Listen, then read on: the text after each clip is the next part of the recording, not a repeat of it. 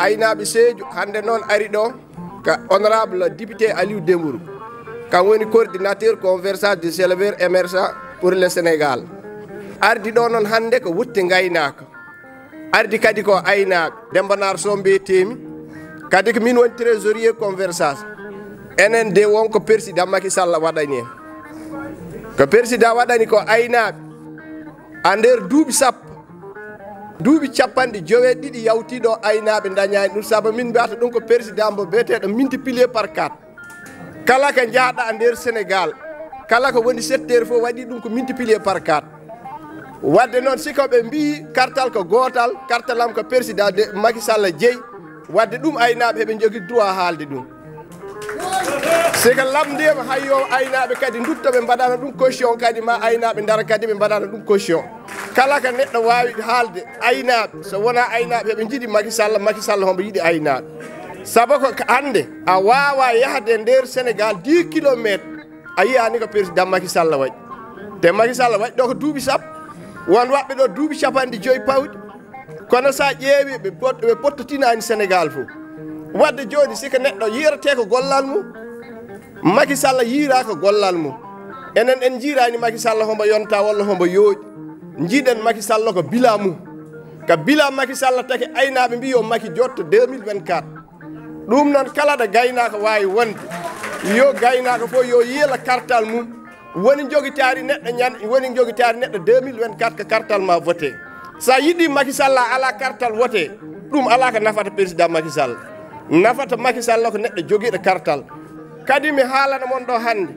kala doléance mo mbawɗon ɗo haalde yeeso Aliou Dembourou a président lelata ko tinani doléance o wadde mbaɗon ko haaldaɓe président heddi ko enen aynaɓe yo en jaggodir andi gaynaka ɗum wona leñol hay gotol fulɓe ko aynaɓe naareɓe ko aynaɓe jolfuɓe ko aynaɓe sarkulleɓe ko aynaɓe soose ko aynaɓe serraɓe ko aynaɓe mbam kukuji ɓe ko aynaɓe joolaji ko aynaɓe wadde conversation ɓe ngala frontiére lesdi he neɗɗo fof mo jiiɗa lesdi hombo dilla gaynaka guila mbam kuka ha yettingue heeloɓe miɗen ma joguidori relation wadde noon Aliou Dembourou mbasoyta mami wonko Allah okkuma an de darnuɗa conversation haɗa wawno suɓade conversation balier haɗa wawno suɓade conversation an cuɓiɗa ko gaynaka wonno ko gaynaka jiɗɗa ɗum noon wadde aynaɓe ko jiɗɗa ko kamɓene yoɓe daroɓe mballuma yoɓe daro nde gonɗande député sa welanoma kaɗa assemblée koɗa haɗani assemblée keɓɗa ko nder ceeɗe haɗa lelo ladde haɗa wala bille haɗa wisita kala ɗo gaynaka dañ probléme daroɗa hen wadde noon aynaɓe ɓen yoɓe gandu ɗum ɓe ganda kadi kala doléance mo neɗɗo addanma mamo yetto président Macky Sall. Bismillahi rrahmani rrahim alhamdulillahi rabbil alamin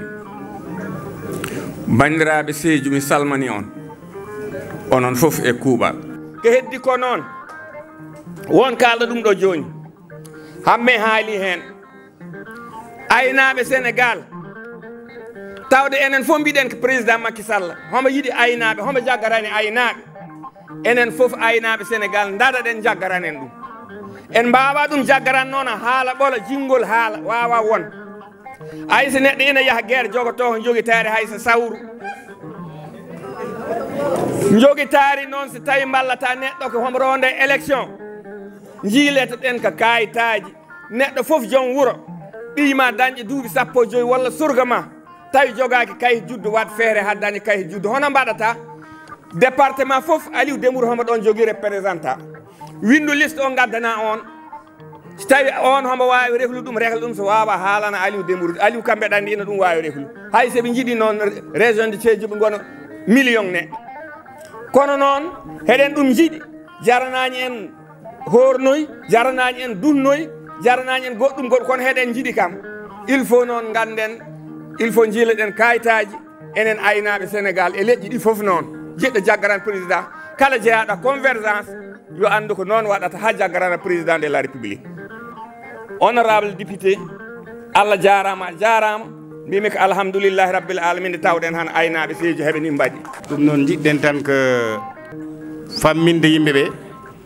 ko wonno fandare hande arde ɗo wadde nden paamen wonde surtout coordinateur uji ɗi onon bureau ji ɗi gandon soɗon jokkite bureau ji ɗi bureau en foof jogoto ko coordinateur premier adjoint et deuxième adjoint jogo secrétaire général et secrétaire général adjoint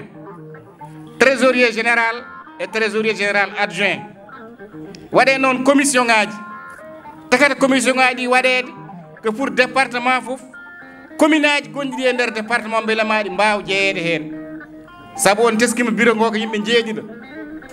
te ne wawi taw commune woni sappo e ɗiɗi walla taw commune aji ɗiɗi keewi e nder département fof kino jogui coordinateur bureau e nder commune aji hen bureau ji mbaɗni poti waɗede noon e nder commune aji ɗi ko bureau ji mbaɗni poti waɗede noon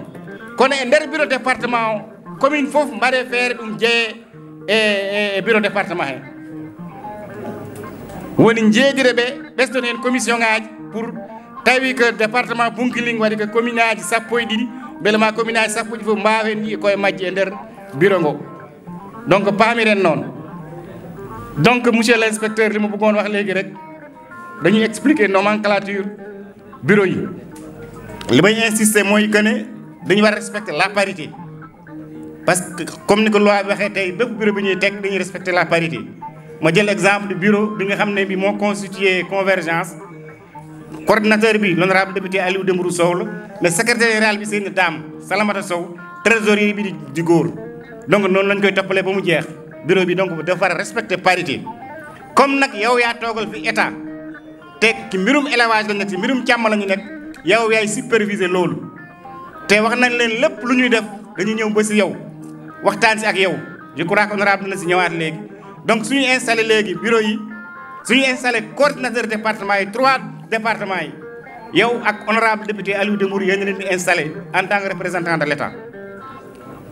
donc mun nañu woo coordinateur yi ñu ñëw ngeen installé leen avant que l'honorable député di jël kaddu. voilà donc comme yegg si neen si fa nga xamante ni yàlla def nañu dañu war a taxawal bureau bi pour ñetti département yi Goudomp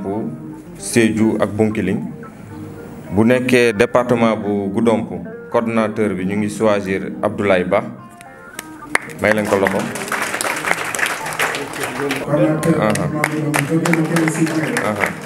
bu dee département bu Bunkiling coordonnateur bi ñu ngi choisir foofu Moussa Ba. bu fekkee département bu Sédhiou la coordonnateur bi ñu ngi choisir Ibrahima Ka. voilà bureau bi coordonnateur yaa ngi noonu comme ni mu ko waxee tout à l'heure après dinañ continuer les autres membres ñu complété ko respecter parité bi nga insister. a'udhu billahi minash shaitanir rajim bismillahir rahmanir rahim bandiraɓe sen cañina guidortoɗen ko maari mandinko walla kasuma e keeb kono noon soose ɗe goɗɗoyani amna ay xarit yu bari nag soose ñoom malam fafa sanu